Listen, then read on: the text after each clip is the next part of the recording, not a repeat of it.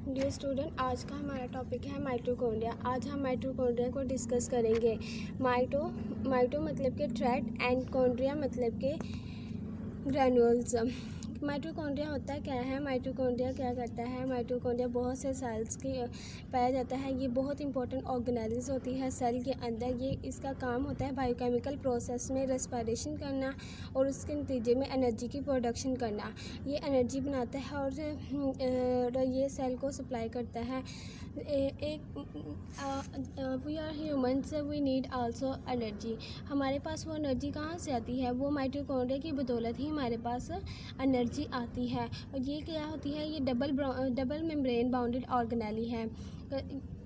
ये eukaryotic cells में बहुत इंपॉर्टेंट ऑर्गेनेली होती है। इसकी केयर अगर ये माइटोकॉन्ड्रिया सेल में ना हो तो सेल का वर्क फंक्शन प्रॉपरली ना हो।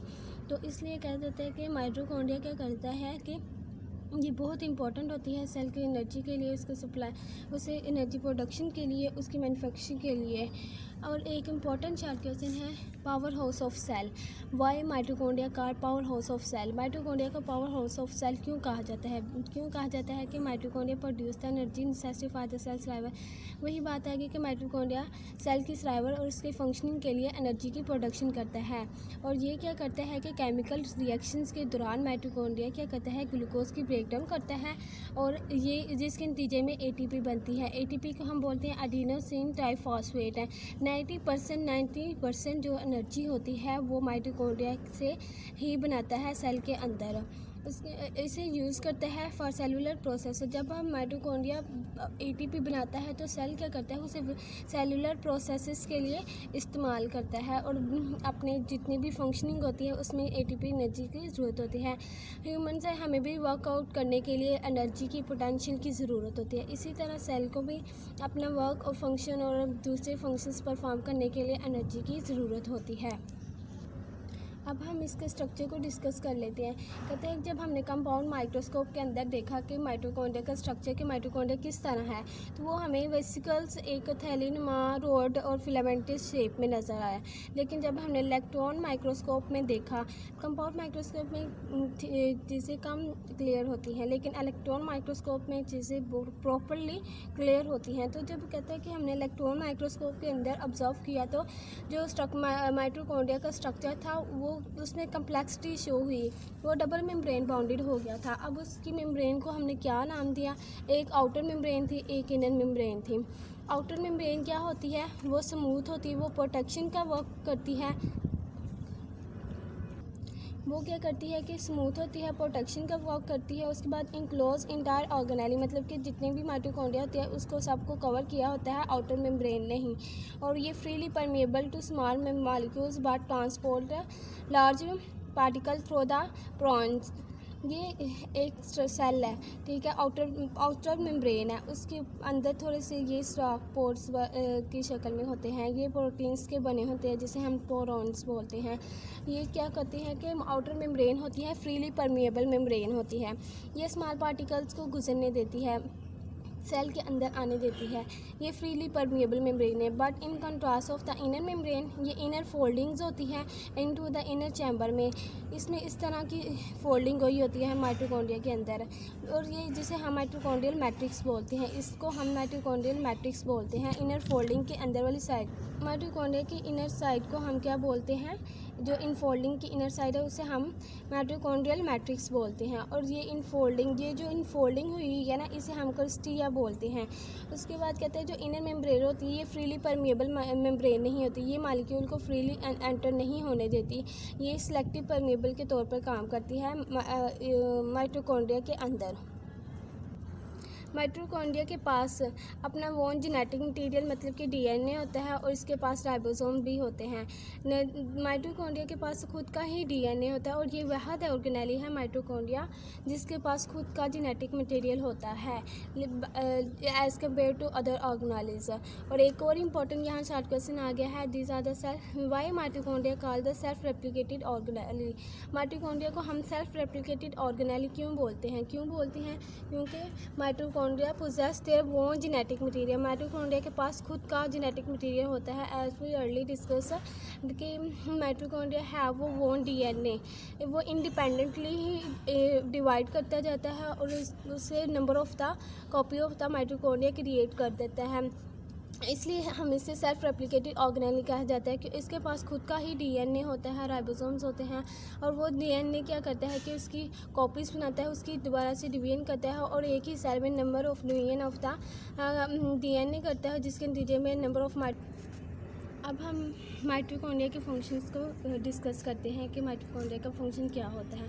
फर्स्ट ऑफ ऑल तो पहले हम माइटोकॉन्ड्रिया की डायग्राम को डिस्कस करते हैं। These are the outer membrane of mitochondria. Outer membrane जिसे हम फ्रीली परमेबल मेम्ब्रेन भी बोलते हैं, और these are the infoldings which are called the inner membrane. ये सिलेक्टिव परमेबल मेम्ब्रेन, ये सिलेक्टिव परमेबल, ये फ्रीली परमेबल मेम्ब्रेन नहीं है। उसके बाद कहता है ये आउटर मेम्ब्रेन और इनर मेम्ब्रेन के दरमियान जितना भी यहाँ पे डिफरेंस है इसे हम आउटर चैम्बर बोलते हैं। इनर मेम्ब्रेन से बाहर जितनी भी खाली स्पेस है और आउटर मेम्ब्रेन के अंदर ये आउटर कंपार्टमेंट होता है।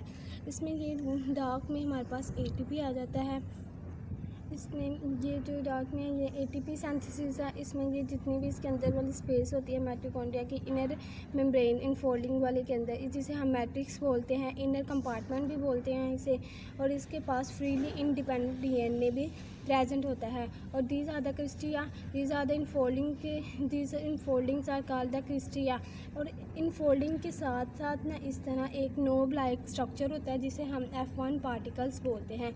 माइटोकॉन्ड्रिया के पास अपना ही राइबोसोम मौजूद होते हैं जो इसकी प्रोटीन की सिंथेसिस में हेल्प आउट करता है और ग्लाइकोलाइसिस में भी हेल्प करता है डीएनए, और इसका ये ग्लाइकोलाइसिस के प्रोसेस में प्रोटीन वगैरह बनाता है जिससे ग्लूकोज की ब्रेकडाउन होती है और फिर एटीपी जनरेट होती है। इसके बाद कहता है inner surface of the cristae in mitochondrial matrix है स्मॉल नोब लाइक स्ट्रक्चर जिसे हम F1 पार्टिकल बोलते हैं। मैंने पहले बताया कि इनर क्रिस्टिया के साथ साथ ही F1 पार्टिकल प्रेजेंट होते हैं जो नोब लाइक स्ट्रक्चर होते हैं।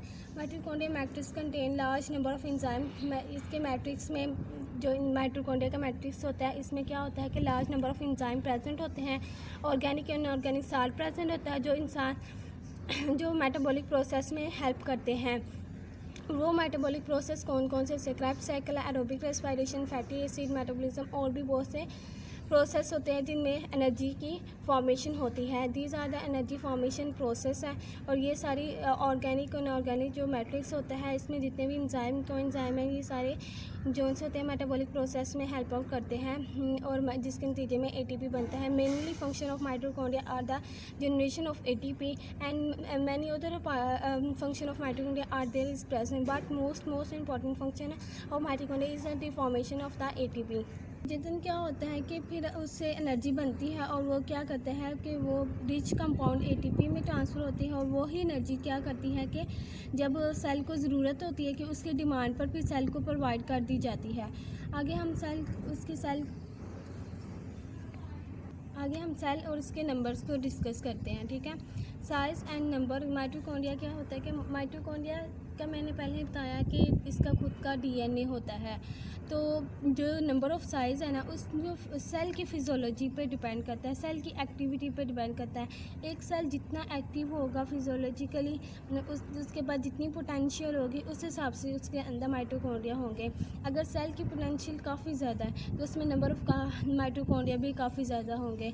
अब हमारे पास जो बहुत एक्टिव हमारे मसल सेल्स हैं और लीवर सेल्स हैं, इनमें माइटोकॉन्ड्रिया की तादाद तकरीबन 100 से 200 है या 2000 है। लेकिन जो रेड ब्लड सेल्स हैं उनमें माइटोकॉन्ड्रिया 0 है, उनमें माइटोकॉन्ड्रिया होता ही नहीं, बिकॉज उनमें एटीपी की फॉर्मेशन होती ही नहीं। तो इसलिए जो लीवर सेल्स हैं, मसल सेल्स हैं, इन सब में माइटोकॉन्ड्रिया प्रेजेंट होता है। और माइटोकॉन्ड्रिया के कुछ इंपॉर्टेंट फंक्शन यहाँ प्रेजेंट है जो एनर्जी की प्रोडक्शंस के अलावा थे।